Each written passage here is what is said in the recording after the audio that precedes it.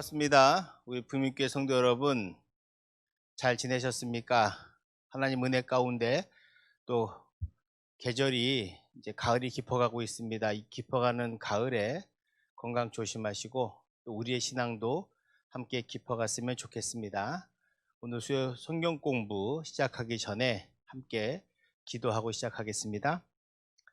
은혜로우신 하나님, 오늘 이 시간도 함께 하셔서 우리 수요 성경 공부 시간, 이 시간 우리 성도들 은혜 받는 시간 되게 하시고 하나님을 좀 더 깊이 알고 또 깨닫고 그래서 하나님을 바라보며 하나님의 은혜 아래 사는 우리 모두가 되게 하여 주시옵소서. 주께서 이 시간 피차 은혜 가운데 인도해 주실 것을 믿사옵고 거룩하신 예수님 이름으로 기도합니다. 아멘. 예.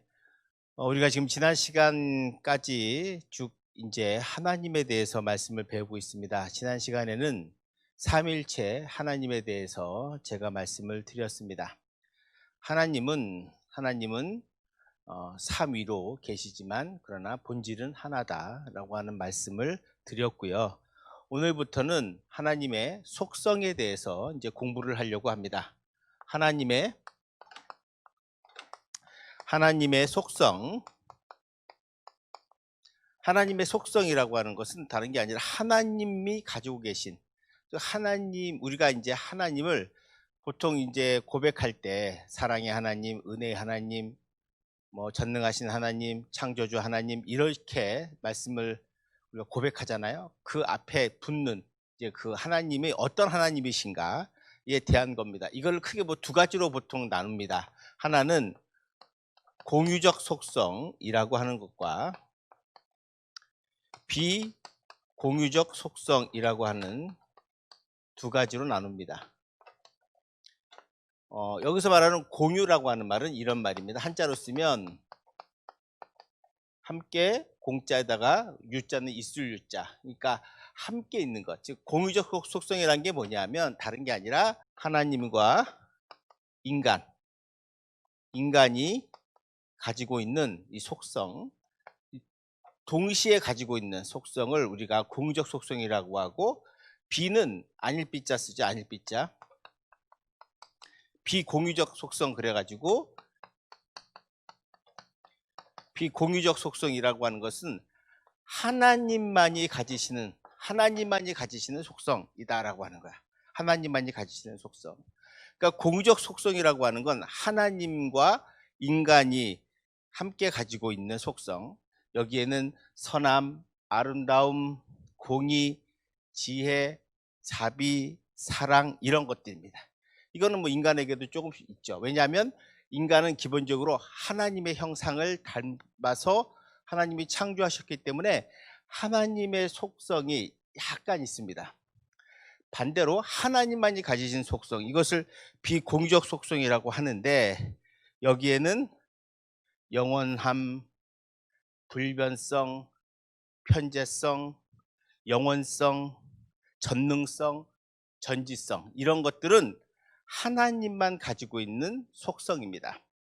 이 두 가지를 잘 구분하셔야 돼요. 그래서 공유적 속성은 하나님과 인간이 함께 가지고 있는 성품 그리고 성격, 그러니까 속성이죠. 그리고 비공유적 속성은 하나님만 가지신 그런 속성을 말합니다. 오늘은 하나님만이 가지시는 비공유적 속성에 대해서 말씀을 드리려고 합니다. 이 비공유적 속성에 대해서 여러분 한번 잘 들어보십시오. 제가 나눠드린 프린트물에 보시면 1번 비공유적 속성이 있습니다. 첫 번째, 하나님의 자존성과 영원성이라고 말씀을 드릴 수 있겠습니다. 하나님의 자존성과 영원성이라고 하는 건 뭐냐? 자존성은 다른 게 아니라 하나님은 스스로 계시는 분이다. 하나님은 스스로 계시는 분이다. 모든 존재는 원인이 있습니다. 제가 태어난 것은 저희 부모님이 결혼하셨기 때문입니다. 저를 낳으신 거죠. 그러니까 저희 부모의 원인은 쭉 올라가다 보면 이 사람의 원인이 끝이 어디냐? 바로 하나님이단 말이에요. 그럼 하나님 다음은, 하나님 앞에 뭐냐? 없다는 거야. 하나님은 스스로 존재하시는 분이다 라고 하는 거예요.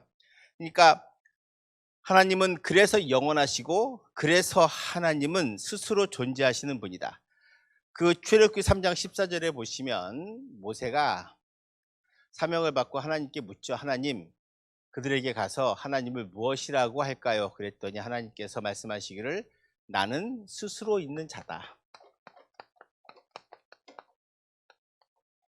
나는 스스로 있는 자다라고 말씀하십니다. 나는 스스로 있다라고 하는 것이 바로 자존성입니다. 스스로 존재하시는 거예요. 어떤 그 앞에 원인이 없어요. 모든 원인의 시작이고 그리고 모든 원인의 출발점이 바로 하나님이십니다. 그래서 하나님은 스스로 계신 분이다 라고 하는 것 잊지 마시기 바랍니다. 이걸 자존성이라고 합니다. 야고보서 1장 17절을 한번 보시면 야고보서 1장 17절에 온갖 좋은 은사와 온전한 선물이 다 위로부터 빛들의 아버지께로부터 내려오나니 그는 변함도 없으시고 회전하는 그림자도 없으시니라. 성도 여러분, 하나님은 변함도 없으시고 회전하는 그림자도 없다라고 하는 거예요. 회전하는 그림자도 없다는 건 다른 말이 아니라 하나님은 불변하신다는 거죠. 하나님은 불변하신다는 거예요. 변하지 않는다는 거예요. 변하지 않으니까 뭐예요? 영원하신 거죠. 창조주 하나님은 스스로 존재하시고 변하지 않는 분이시고 변화의 가능성조차도 없으신 분이다. 피조물은 그러니까 창조주 하나님으로서 반대말이 피조물이잖아요. 피조물인 우리는 피조물, 인간뿐만 아니라 모든 자연은 인간은 시간의 제한을 받습니다.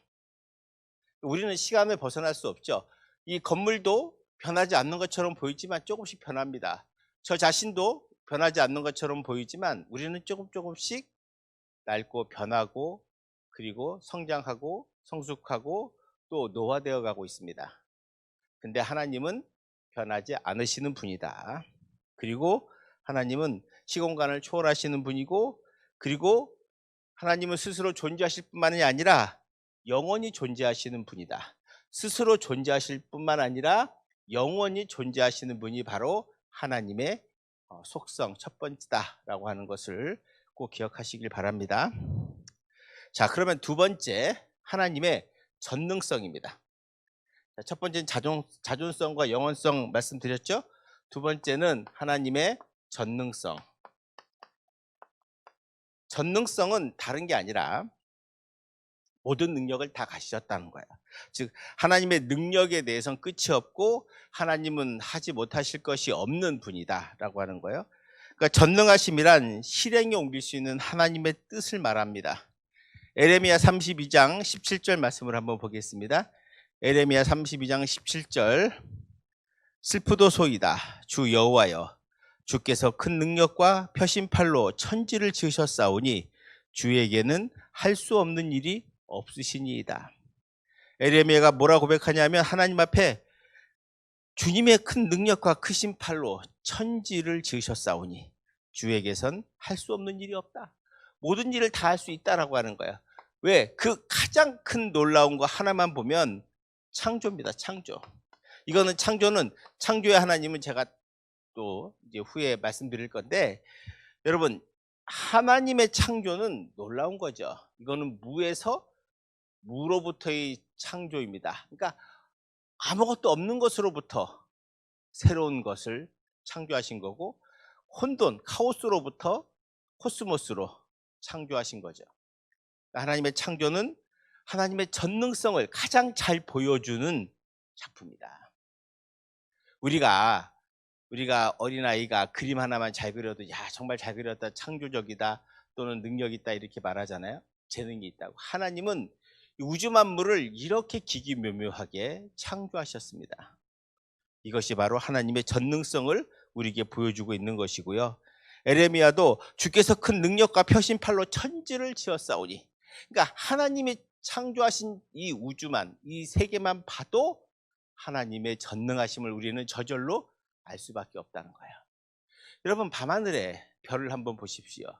밤하늘에 별을 보면요 그 새카만 캄캄한 밤에 별들이 수도 없이 있습니다. 전 세계에 있는 바닷가의 모래알보다 우주에 있는 항성이, 별이 더 많습니다. 그 거대한 창조의 세계를 우리 인간은 다 이해할 수 없죠. 뭐 거리도 어마하게 합니다. 광년, 빛이 한 바퀴, 지구를 7바퀴 반 도는 걸 1초라 그러고, 그것을, 그 빛이 1년 동안 가는 거리를 1광년이라고 합니다. 이 어마무시한, 그러니까 우리 인간의 세계로, 인간의 상식과 이성으로 상상할 수 없는 놀라운 세계, 우주만 봐도 저는 하나님의 창조가 얼마나 놀라운지를 경탄하지 않을 수 없고, 그리고 하나님의 창조를 찬송하지 않을 수 없습니다. 그러므로 여러분, 하나님의 전능성은 바로 이 창조 하나만 봐도 우리가 하나님이 얼마나 창조에, 얼마나 놀라운 능력의 하나님이신가, 전능의 하나님이신가를 알 수 있습니다. 그래서 하나님의 전능성은 창조와 또 하나 구원, 우리를 구원하시기 위해서 예수님이 이 땅에 오셔서 우리를 살리신 그 십자가의 놀라운 구원의 방식, 그 다음에 하나님의 섭리, 인생의 우리 모든 계획 가운데 역사하시는 하나님의 놀라운 자연 법칙과 하나님의 역사하심을 통해서 우리는 창조와 구원과 섭리를 통해서 하나님의 전능성을 알 수 있다라고 하는 것이죠. 이게 바로 하나님의 전능성입니다. 자, 세 번째는 하나님의 전지성입니다. 전지성이라고 하는 것은 하나님은 모든 걸 아실 뿐만 아니라 하나님의 지식은 시간을 초월한다는 말씀입니다. 영원하신 하나님에게는 과거와 현재와 미래가 의미가 없습니다. 만약에 이게 현재라고 한다면 미래,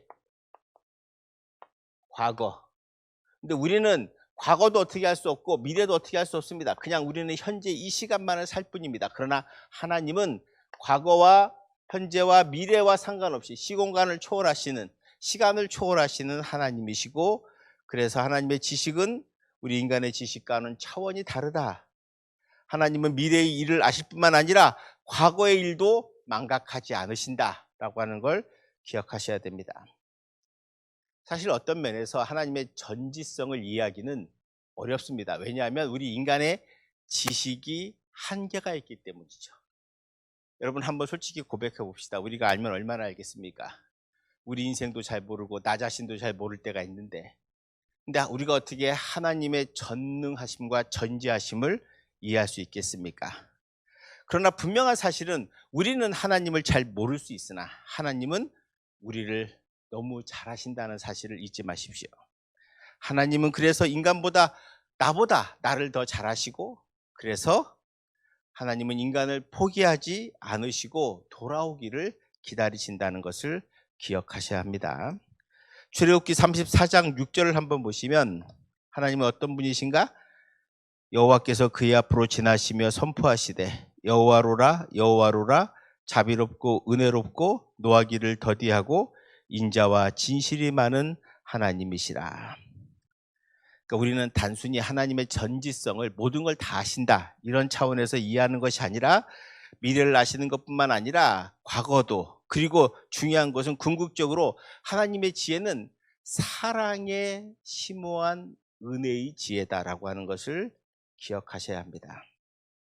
그러니까 하나님의 심오한 지혜, 즉 사랑의 지혜임을 기억하셔야 되고요. 그래서 출애굽기 34장 6절에 하나님께서 자비롭고 은혜롭고 노하기를 더디하고 인자와 진실이 많은 하나님이라고 고백하시는 이유가 바로 거기에 있습니다. 그래서 하나님은 바로 그런 하나님이시다. 여기서 제가 지식과 지혜의 차이를 좀 설명하려고 합니다. 우리가 흔히 지혜와 지식이 다르다는 건 다 알죠? 지혜와 지식은 다릅니다. 지식의 원천은 공부죠. 공부입니다. 그러나 지혜의 원천은 분별력입니다. 공부를 많이 한다고 반드시 분별력이 좋은 건 아닙니다. 그렇다고 또 공부를 한다고 분별력이 좋아지는 것도 아니죠. 분별력은 좀 다른 차원입니다. 보통 지식은 추론적입니다. 추론이란 원인과 결과, 그 다음에 전후 맥락, 뭐 이런 것들을 말하고 있지만 지혜는 좀 더 직관적이다. 직관적이라고 하는 것은 마음에 깨달아서 딱 오는 느낌 같은 것을 말할 수 있습니다. 지식은 의지와 상관없이 활동하는 정신을 소유하는 반면에 지혜에 있어서는 의지에 복종하여 행동하는 정신을 소유하게 된다는 사실입니다. 그러니까 성경은 기본적으로 하나님의 지혜를 말씀하고 있지 지식을 말하지 않습니다. 지혜는 우리가 헤아릴 수 없는 하나님의 전지성으로부터 나온다는 것이고, 우리가 잠언이나 또는 전도서나 이런 책들을 읽어보시면 하나님의 지혜라는 것이 무엇인가를 알 수 있습니다. 하나님의 지혜, 하나님의 지식은 하나님을 경외하는 것으로부터, 그러니까 하나님을 경외하는 것으로부터 시작한다는 거예요. 모든 지혜와 지식은 하나님을 경외하는 것부터라고 하는 말은 하나님이 주신다는 거예요. 그래서 공부를 많이 한 박사도 지식은 많으나 지혜는 없을 수 있고요, 학교 문 앞에도 가보지 못하신 분도 지혜로울 수 있다는 사실입니다. 지혜는 하나님의 선물입니다. 그런 면에서, 그래서 우리가 하나님을 경외하면 하나님께서 주시는 지혜가 있습니다. 이 지혜를 받아야 우리가 이 땅에서 올바른 삶을 살아갈 수 있고 복된 삶을 살아갈 수 있습니다. 우리가 사실 성경을 읽는 것도, 하나님 말씀을 잘 듣고 그 말씀을 이해하려고 하는 이유도 뭡니까? 그것은 바로 하나님 말씀에 지혜가 있기 때문이죠. 이 삶을 살아가는 지혜, 어떤 사건이나 어떤 일을 만났을 때 그것을 해결할 수 있는 지혜, 그것은 하나님께서 주신다라고 하는 것 기억하시기 바랍니다. 자, 네 번째 마지막으로 하나님의 편재성에 대해서 말씀드리겠습니다. 이 하나님의 편재성은, 이 편재란 말은 다른 게 아니라 어디에나 계시다는 거예요. 어디에나. 하나님은 어디에나 계시는 분이다. 이것이 가능한 것은 우리가 처음에 배웠듯이 하나님은 영이시기 때문이다. 그러니까 하나님은 영이시기 때문에 어디에도 계시고, 그리고 어느 곳에서도 하나님은 계신다. 자, 에레미야 23장 24절을 한번 보겠습니다. 에레미야 23장 23절 24절입니다. 에레미야 23장 23절 24절. 여호와의 말씀이니라. 나는 가까운 데 있는 하나님이요 먼 데 있는 하나님은 아니냐. 여호와의 말씀이니라. 사람이 내게 보이지 아니하려고 누가 자신을 은밀한 곳에 숨길 수 있겠느냐. 여호와가 말하노라. 나는 천지에 충만하지 아니하냐. 편재성은 다른 말로 하면 충만입니다. 천지에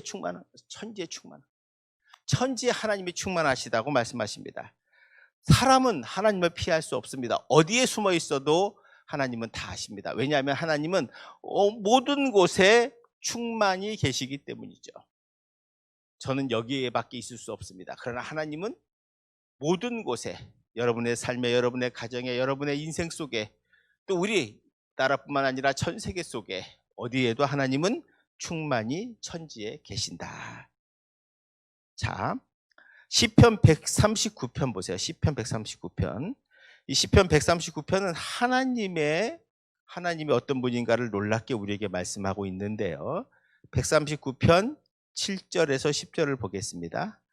내가 주의 영을 떠나 어디로 가며 주의 앞에서 어디로 피하리이까. 내가 하늘에 올라갈지라도 거기 계시며 스올에 내 자리를 펼지라도 거기 계시니이다. 내가 새벽 날개를 치며 바다 끝에 가서 거주할지라도 거기서도 주의 손이 나를 인도하시며 주의 오른손이 나를 붙드시리이다. 이 시편 기자의 고백은 하나님이 얼마나 광대하시고 하나님이 어느 곳에 계시는가 우리에게 보여주고 있습니다. 하나님은 하늘에도, 그리고 저 지하의 스올에도 계시고, 하나님은 새벽에도 바다 끝에서 땅 끝에서 다 하나님이 편만히 계시다는 거예요. 그래서 그 하나님이 우리의 손을 인도하시고 오른손으로 우리를 붙들어 주신다. 바로 그 하나님이 바로 이런 어디에나 계시는 그 하나님의 놀라운 은혜와 사랑을 지금 시편 기자는 우리에게 보여주고 있습니다. 그래서 여기서 하나 꼭 기억해야 될 것은 하나님의 편재성은 우리에게 축복이면서 동시에 우리가 경고이기도 합니다. 왜요? 만일 하나님께 죄를 지었다면 우리는 하나님의 죄를 피할 방법이 없어요. 하나님은 다 아시는 거죠. 하나님을 벗어나는 것이 불가능하기 때문에 하나님 모르게 죄 짓는 것은 불가능합니다. 하나님은 언제나 나를 보시고 어디서나 우리를 보고 계시기 때문에 동시에 그것이 우리의 축복이기도 하죠. 그러니까 죄를 짓는 사람들에겐 경고지만 하나님의 은혜 아래 사는 사람에겐 축복입니다. 왜요? 하나님이 언제나 나와 함께 계시고 나를 보시고 나의 오른손을 붙들어 주시기 때문이죠. 그래서 우리가 굳이 하나님을 만나려고 시간을 정할 필요 없습니다. 그냥 우리가 만나고 싶을 때 하나님의 은혜 아래 서면, 그리고 나와 하나님이 함께 하신다고 생각하신다면, 믿는다면 하나님의 이 충만함이, 우리가 이 충만함을 고백할 수 있다면 하나님이 어디에 계시는지, 그리고 지금도 나와 함께 하신다는 것을 우리는 깨닫게 됩니다. 그래서 하나님께 감사하게 되고 하나님 앞에 기도할 수 있고 하나님을 붙들 수 있습니다. 그래서 우리 믿음의 사람은 두려워하지 않게 되는 거죠. 자, 하나님의 속성이 여러 가지가 있는데 그중에 비공유적 속성, 하나님만 가지고 있는 속성은 자존성과 영원성, 전능성, 전지성, 편재성, 이 네 가지만 살펴보았습니다.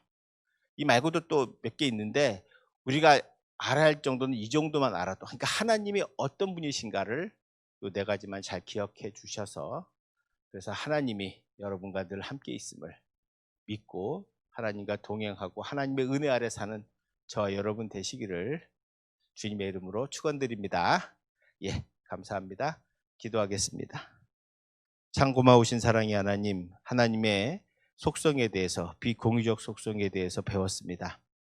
아버지 하나님, 배운 대로 하나님이 어디 계심을, 또 하나님이 영원하심을, 또 하나님이 모든 걸 다 아시는 분임을, 또 하나님의 영으로 충만해서 우리와 함께 하심을 깨달아 알게 하여 주시고 주님과 동행하며 살아가는 우리 부민교회 성도들 다 되게 하여 주시옵소서.